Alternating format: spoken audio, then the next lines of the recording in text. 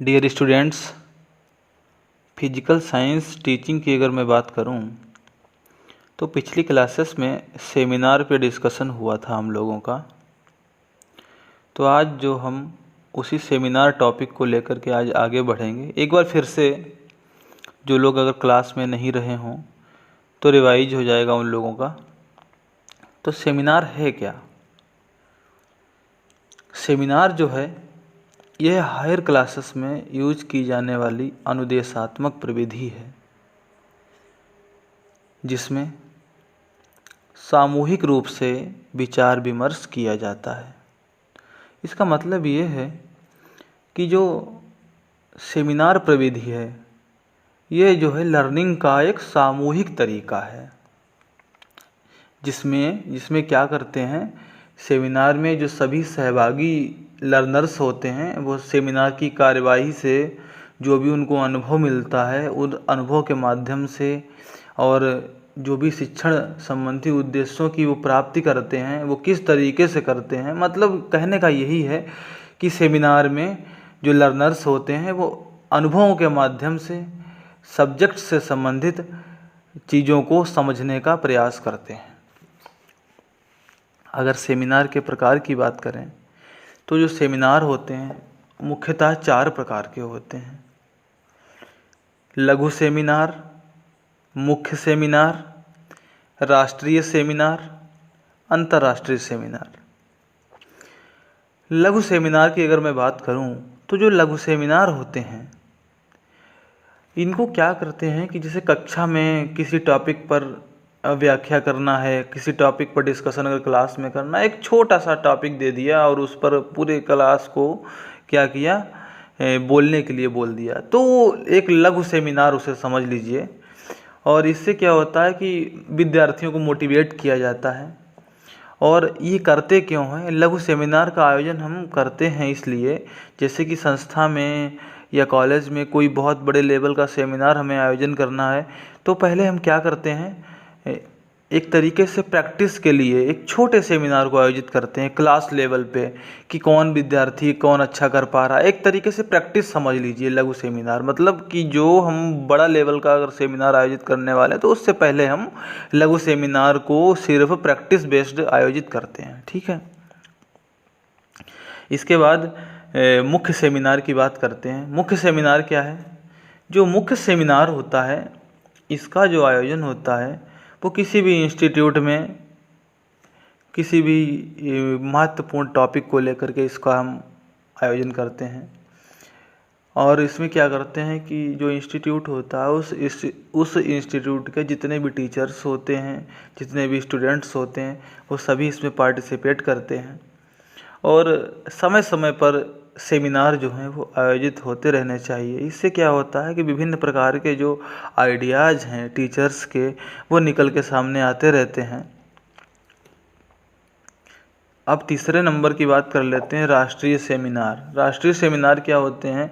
जो राष्ट्रीय सेमिनार का मतलब है कि कोई भी इंस्टीट्यूट है, कोई भी काउंसिल है, उसके द्वारा ये नेशनल लेवल पे आयोजित किए जाते हैं। इनमें क्या होता है, इनमें हम किसी न किसी जिस विषय के द्वारा आयोजित किया जाता है, जिस विभाग द्वारा आयोजित किया जाता है, तो उस विभाग के द्वारा उससे संबंधित विशेषज्ञों को, जो एक्सपर्ट्स होते हैं, उनको इनवाइट किया जाता है।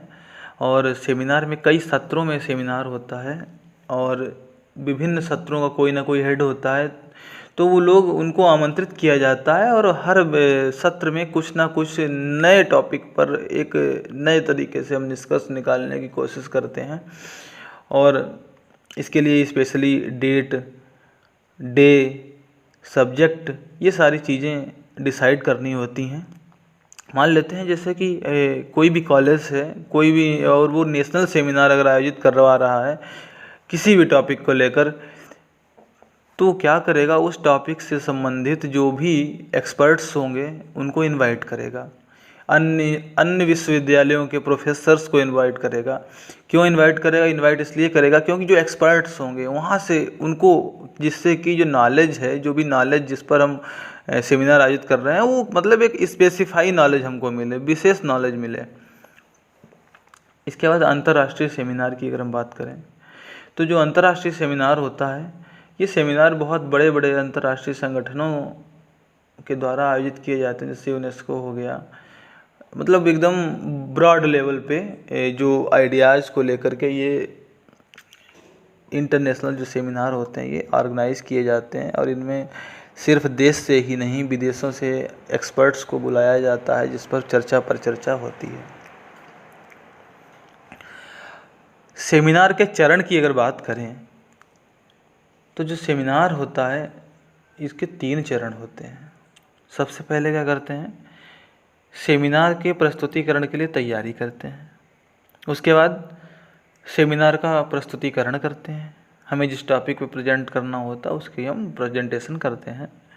उसके बाद सेमिनार प्रेजेंटेशन के बाद हम फॉलो अप वर्क करते हैं, फॉलो अप वर्क यानी अनुवर्ती कार्य।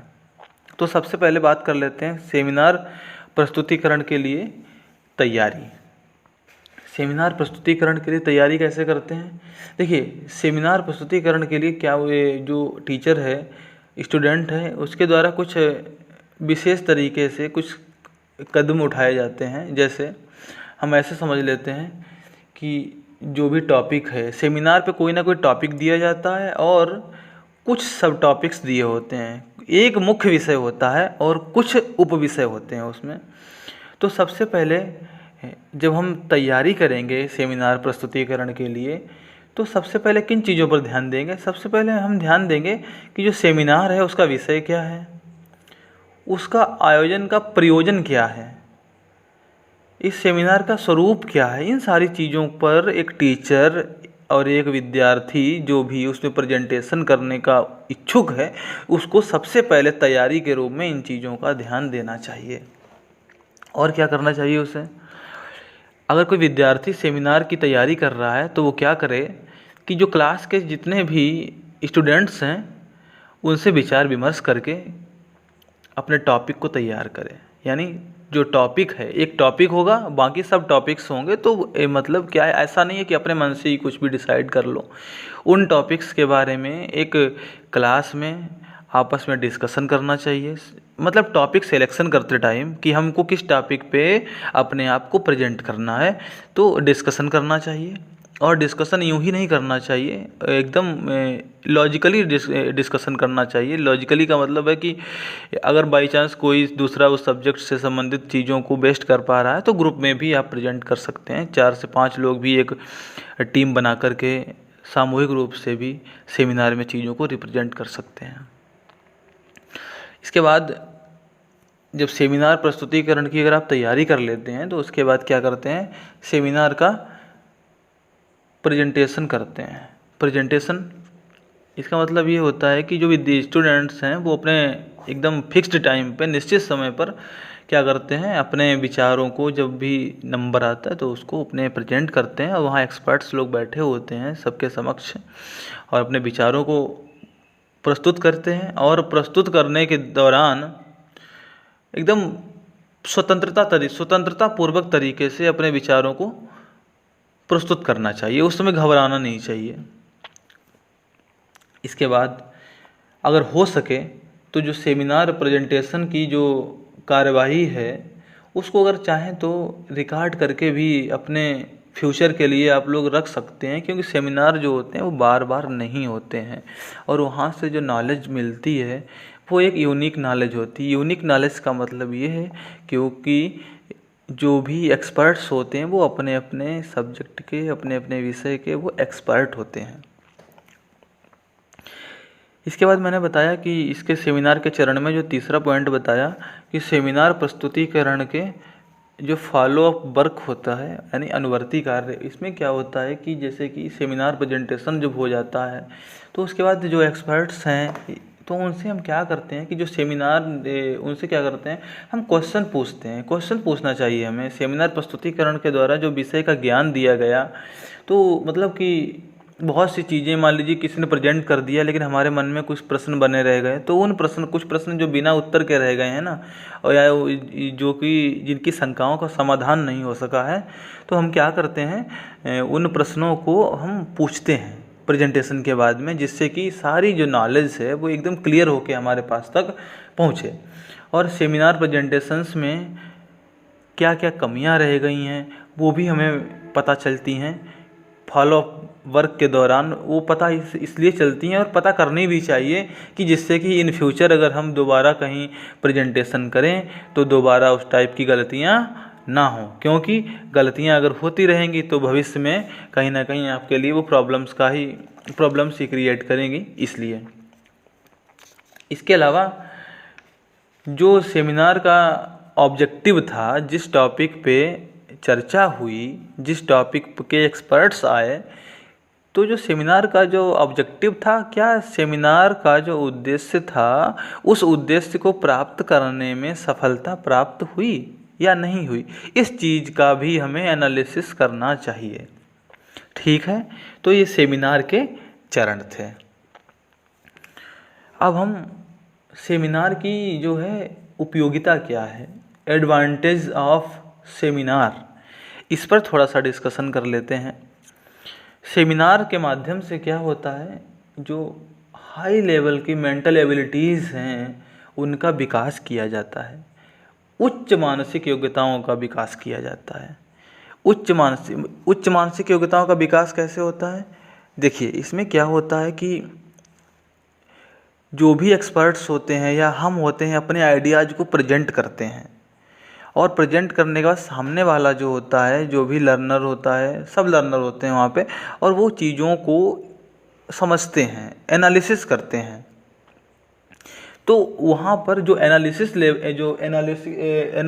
करते हैं, हम चीज़ों को सिंथेसिस करते हैं, इवैल्यूएशन करते हैं चीज़ों को कि कौन क्या बोल रहा है, यानी जो ये हाई लेवल की मानसिक योग्यताएं हैं वो डेवलप हो रही हैं। सिर्फ और सिर्फ ऐसा नहीं है कि हमने चीज़ों को रट लिया और रटने के बाद में प्रेजेंट कर दिया, तो सिर्फ उतने से ही सेमिनार में प्रेजेंटेशंस नहीं हो पा रहे हैं। क्यों? क्योंकि बाद में क्वेश्चंस पूछे जा रहे हैं, क्वेश्चंस को आप सेटिस्फाई करना है। तो वो चीज़ें क्या हैं, वो सिर्फ अगर रटने तक सीमित होती तो ऐसा नहीं होता ना। यानी कहने का सिर्फ यही मतलब है कि जो हायर लेवल की मेंटल एबिलिटीज़ हैं, यानी एनालिसिस है, सिंथेसिस है, इवैल्यूएशन है, यानी किसी के चीज़ों को आप जवाब तब दे पाएंगे ना जब आप चीज़ों को एनालिसिस कर पाएंगे, सिंथेसिस कर पाएंगे और इवैल्यूएट कर पाएंगे, तब ऐसी चीज़ें क्रिएट हो पाएंगी। यानी जो सेमिनार जो है वो व्यक्तियों में उच्च मानसिक योग्यताओं का विकास करता है। इसके अलावा अनुदेशन को अधिगमकर्ता केंद्रित बनाने में महत्वपूर्ण भूमिका निभाता है। अनुदेशन को ये लर्नर सेंटर्ड बनाने में इम्पॉर्टेंस रोल प्ले करता है। तो कैसे प्ले करता है, इसको ऐसे समझिए कि जो सेमिनार में जो भी चीज़ों को प्रेजेंट करता है, अगर ये लर्नर सेंटर्ड ना होता तो जो क्वेश्चंस रेज करने को सबको फ्रीडम मिली हुई है तो वो ना मिलती। यानी अगर आपको किसी के प्रेजेंटेशन में कोई चीज़ समझ में नहीं आ रही है, then you can raise your question. जब तक आप सेटिस्फाइड ना हो जाएं तब तक आप अपने प्रश्नों को पूछ सकते हैं। ठीक है, इसके बाद थर्ड पॉइंट की बात कर लेते हैं। इसकी अन्य चीज़ें क्या है कि सेमिनार जो होता है, सेमिनार के आयोजन से भावात्मक योग्यताओं का विकास होता है।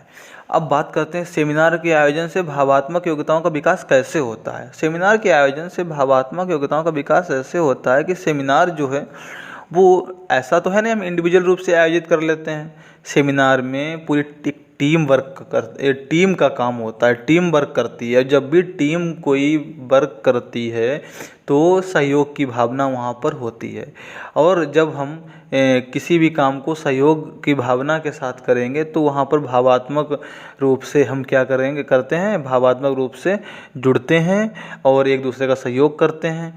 और जब एक दूसरे का सहयोग करेंगे तो सीधी सी बात है भावात्मक योग्यताओं का विकास होगा। इसके अलावा यह बालकों में, विद्यार्थियों में आत्मविश्वास को बढ़ाता है। ये विद्यार्थियों में आत्मविश्वास को ऐसे बढ़ाता है कि हम अपने चीज़ों को, अपने पेपर्स को प्रेजेंट करते हैं, और इसके अलावा जो एक्सपर्ट्स होते हैं उनके हम आइडियाज़ को सुनते हैं तो हमारे नॉलेज में कहीं ना कहीं नॉलेज जो होता है हमारा वो इंक्रीज होता है। जब नॉलेज हमारा इंक्रीज होगा तो कॉन्फिडेंस ऑटोमेटिक बढ़ेगा, और कॉन्फिडेंस जब बढ़ेगा, यानी जब नॉलेज हमारा इंक्रीज हुआ तो कॉन्फिडेंस ऑटोमेटिक बढ़ेगा। ठीक है, अब हम बात कर लेते हैं सेमिनार की सीमाएं क्या हैं। इसकी लिमिटेशंस क्या हैं। देखिए जो सेमिनार है, ये जो सेमिनार केवल उच्च शिक्षा स्तर पर ही प्रयोग किया जाता है, मोस्टली लो लेवल की क्लासेस पर इसका यूज नहीं किया जाता। उसका कारण ये है कि जो सेमिनार में क्या करते हैं, देखिए हायर लेवल की मेंटल एबिलिटीज़ का विकास किया जाता है। जब हायर लेवल की मेंटल एबिलिटीज़ का विकास, जैसे कि एनालिसिस, सिंथेसिस, इवैल्यूएशन, तो ये चीज़ें जो हैं ये हायर लेवल की क्लासेस पर ही संभव है। लो लेवल की क्लासेस में ऐसा संभव नहीं है। जैसे कक्षा 3 का विद्यार्थी है, वो चीज़ों का एनालिसिस नहीं कर सकता। उसको आप क्या करते हैं, लेक्चर के माध्यम से चीज़ों को नहीं समझा सकते। इसलिए जो सेमिनार है ये केवल उच्च शिक्षा के लेवल पर ही इसका मोस्टली यूज किया जाता है और ये मॉडर्न टेक्निक है। इसके अलावा सेमिनार में कई बार क्या होता है कि विरोधाभास की स्थिति उत्पन्न हो जाती है। किसी भी टॉपिक पे चर्चा के दौरान विभिन्न विद्वान आते हैं, एक्सपर्ट्स आते हैं, अपने विचार रखते हैं, ऊपर से क्वेश्चन रेज होते हैं, तो कई बार स्थितियाँ ऐसी होती हैं जो विरोधाभास उत्पन्न हो जाता है। और इसके अलावा जो सेमिनार में क्या होता है, जो प्रतिभाशाली बालक होते हैं वही इसका लाभ उठा पाते हैं। जो टैलेंटेड स्टूडेंट्स हैं और जो सामान्य स्टूडेंट्स हैं वो क्या करता है, अब जैसे कि लेक्चर मेथड के द्वारा चीज़ें समझाई जा रही हैं, सेमिनार में एक्सपर्ट्स बोल रहे हैं या कोई अपना पेपर प्रेजेंट कर रहा है, तो जो प्रतिभाशाली विद्यार्थी हैं वही चीज़ों को कैचअप कर पाते हैं और नॉर्मल जो स्टूडेंट होता है वो चीज़ों को पकड़ नहीं पाता है। ठीक है, आज की क्लास के लिए इतना ही। Thank you.